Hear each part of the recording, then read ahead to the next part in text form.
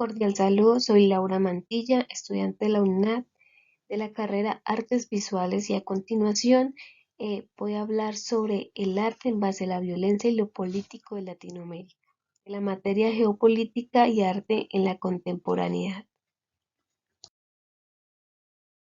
El arte en base a la violencia y lo político de Latinoamérica.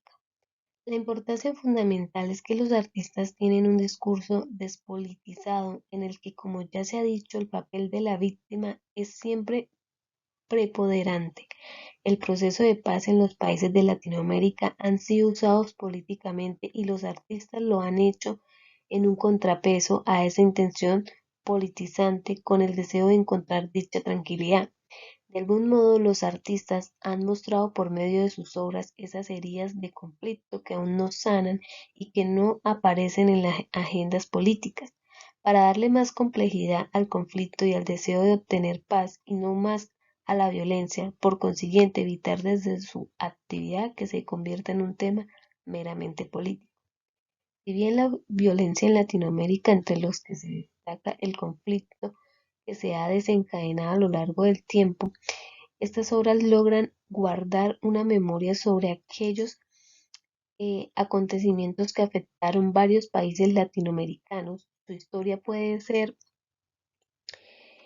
demasiado sorprendente, donde los autores o artistas buscan expresar la realidad de la manera más objetiva posible y quedan grabados esos procesos históricos y sociales que representan y encumbren las relaciones humanas. El arte y la violencia siempre se ha cuestionado por su tradición y su cultura. Esto nos conduce a reflexionar sobre el pasado, el presente y el futuro de la historia de cada país. La obra Masacre en Colombia del autor Fernando Botero, el año 2000, la obra Muralismo de protesta chileno en 1983 y 1990 por el autor Augusto Pinochet.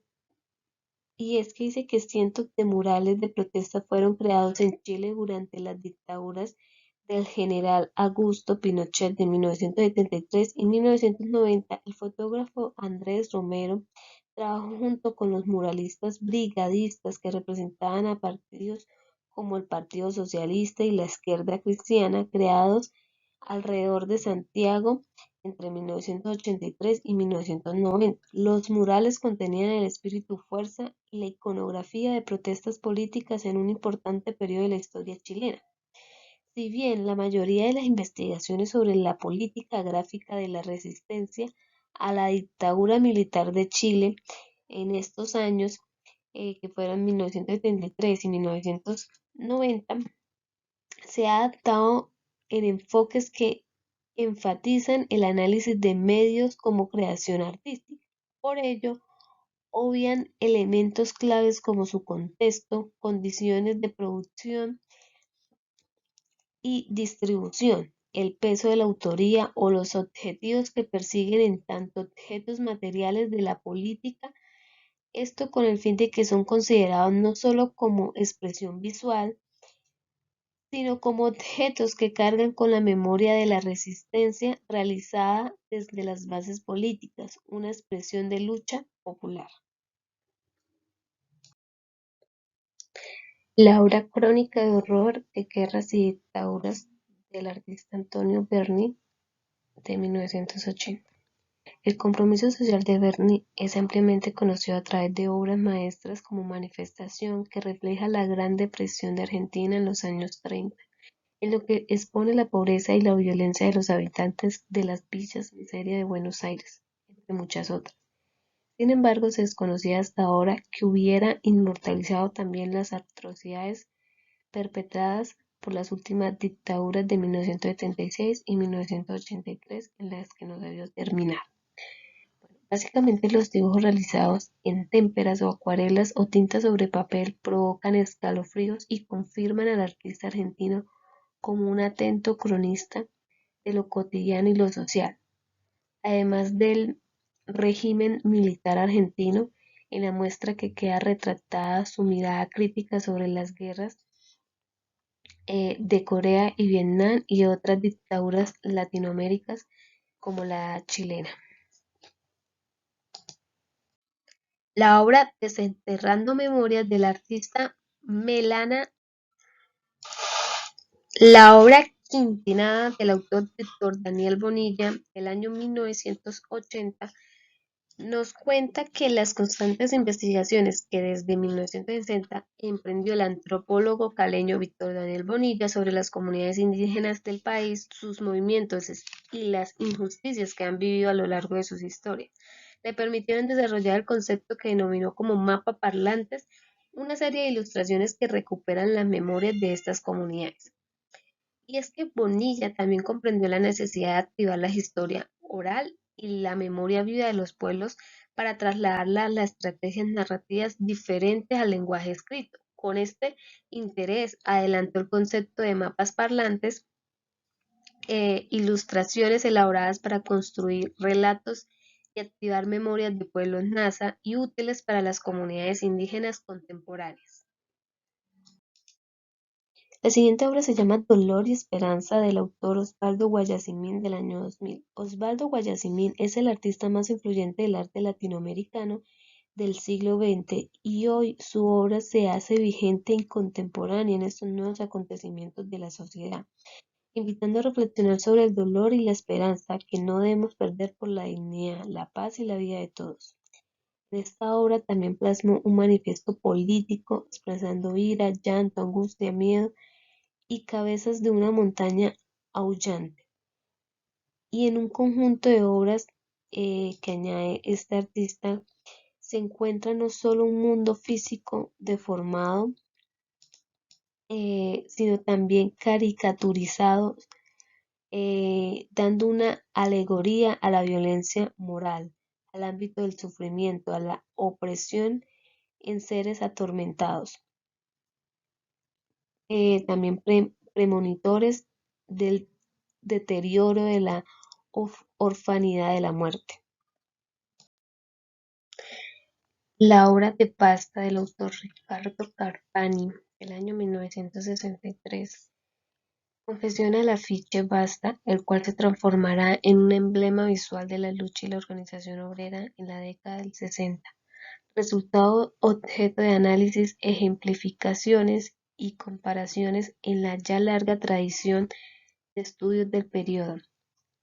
El derrotero de este afiche permite introducir una serie de preguntas y conjeturas acerca de las causas de reutilización y consecutivas resignificación en distintos contextos históricos de la Argentina. En 1962, con el afiche de Basta, estos carteles se suman a algunas pinturas de gran formato y numerosos materiales inéditos. Son dibujos, grabados y bocetos que muestran el trabajo desarrollado por este gran artista que es Ricardo Carpani. Fue el creador de las imágenes inconfundibles dentro de la historia del arte social en la Argentina. Sus dibujos de trabajadores robustos circularon en numerosos afiches que, como voceros del sindicalismo combativo y del peronismo revolucionario, empapelaron las ciudades durante los años 60 y comienzos de los 70. La pintura de Pablo Escobar muerto del año 2006 del autor Fernando Botero. Esta pintura, en la que Escobar ya aparece muerto, forma parte de otra serie donde también se reflejan episodios violentos en Colombia y el mundo. Estas obras tienen una gran carga de denuncia y en ellos aparecen los de Pablo Escobar. Dice Botero, los narcos invisibles que controlan el tráfico en cocaína de Colombia y que no aparece en nada Pablo Escobar. Bueno, básicamente también podemos hacernos como esta pregunta de si más allá del estilo Botero hay un motivo por qué Escobar aparece en una de sus gigantes pinturas. Y es que según el hijo del autor del libro El arte, el arte de Fernando Botero del año 2011 señala que más allá de la técnica del tamaño descomunal de Escobar refleja como la magnitud de la tragedia que significó para Colombia. Juan Carlos Botero también añade que su padre aprovecha los tamaños y las formas de sus obras y que en este caso usó el tamaño descomunal de Escobar como hacía en el arte del Renacimiento, que es parte del abanico de las influencias que el maestro tiene. A su vez, los tamaños de las figuras en los cuadros de Escobar muestran su dimensión prácticamente mística que llegó a tener.